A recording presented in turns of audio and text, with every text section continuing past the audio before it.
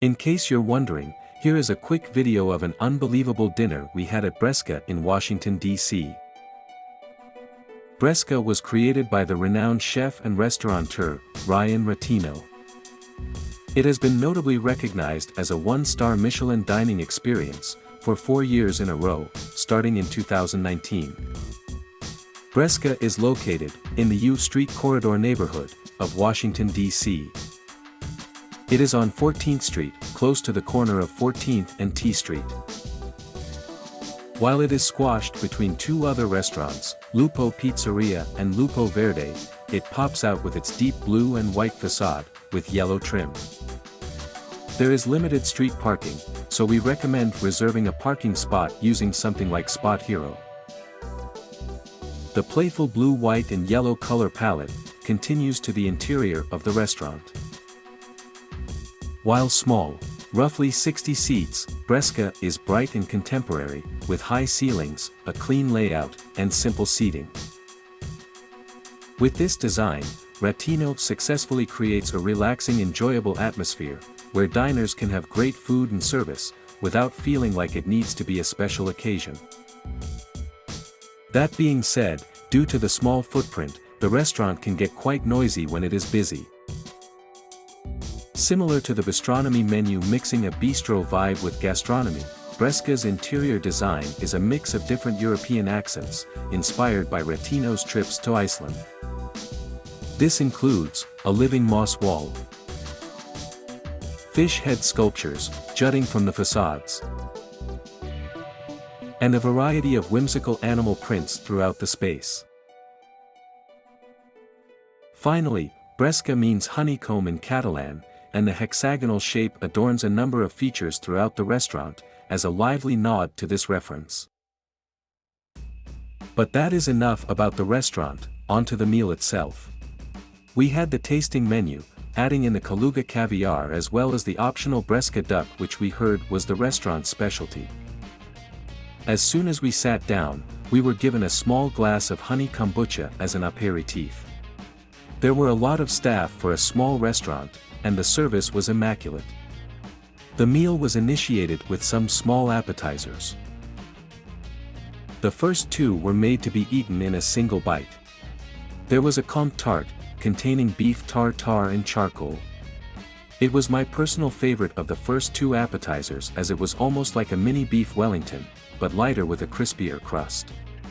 It had a super flavorful smoky richness, which I assume is due to the charcoal infusion. My wife preferred the lobster choux with bergamot and dill. I have to admit it was a close second for me, as it was an explosion of flavor. Crispy pastry, lobster, and the citrus tang of bergamot, which almost had a fizzy raspberry tinge to it. The last appetizer was the carrot bavarois with raisin and almond. A smooth concoction that we were told to mix thoroughly before eating so all of the flavors blended together. Although the texture was kinda like baby food, it was rich and creamy with almost a curry flavor. It had a hint of almond, and small pops of flavor with the pieces of carrots and raisins. The first course was fluke crudo with green strawberries, shiso, buttermilk and quinoa. To be honest, it was our least favorite dish, but probably not a surprise since we are not big fans of raw fish in general. The dish had a unique flavor, almost a rich, lighter pesto sauce, providing a semi-sweet flavor to the fish when accompanied with the green strawberries. Overall savory, yet light to the palate.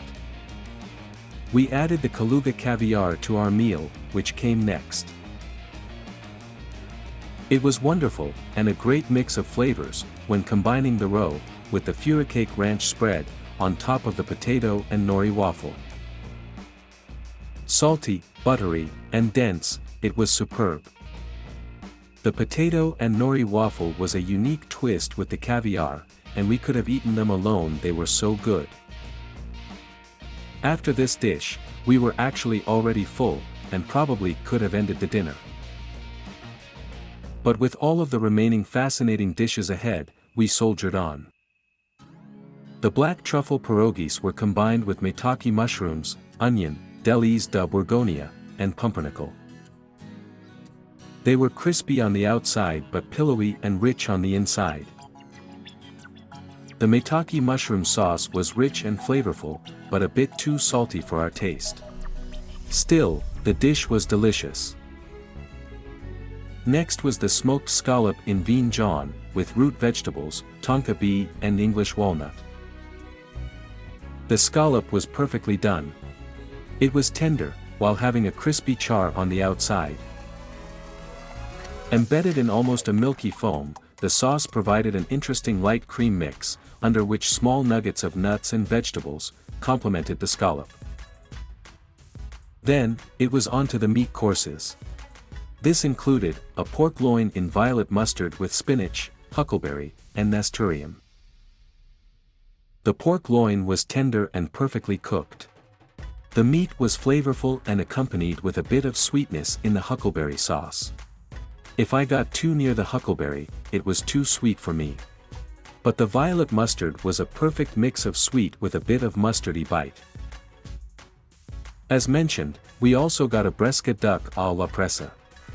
The duck is the restaurant's specialty, and is presented in sauce à la royale with beetroot, pistachio and bitter chocolate. And with no surprise, the duck ended up being the favorite dish of the night for me. It was cooked to perfection, tasty, and had a super crispy skin. With the little layer of fat in between, each bite was fantastic. Accompanying the meat dishes, we were also provided almost mini popover dinner rolls, topped with something similar to chives. They were light, airy, and flavorful. The dessert course was a Japanese cheesecake, with berries, matcha, white chocolate and black sesame. I was unfortunately not a huge fan of this dish either, but it was a great mixture of flavors, combining a small, but dense Japanese cheesecake with ice cream and berries. Not being a matcha lover, I felt that layer to be a bit overpowering. The dinner ended with one of the best coffees I have had in a while, and a small plate of after-dinner treats. There was a piece of caramel, a small cookie that looked like a mini Madeleine, and a cherry jelly. All of them were tasty. The caramel was smooth and rich, the mini Madeleine was flavorful with a crispy exterior and soft fluffy interior, and the cherry jelly was bold and sweet. It was a great way to end a meal. Please subscribe and like. Thank you for watching.